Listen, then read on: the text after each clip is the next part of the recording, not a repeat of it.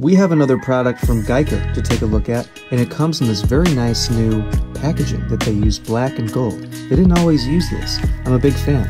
On the back here, you can tell it is just a package with a kind of bubble wrap that we can open.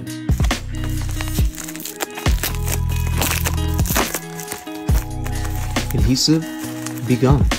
So we can pull them out this way, but have you guessed what they are yet? Tuners.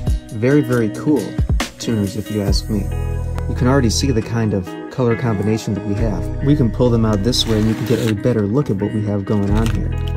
Screws for installation later. And there are the actual machine heads. They have a pearl tip here and they are a kind of pink there and blue here. And they are also locking tuners. They are 6 in line.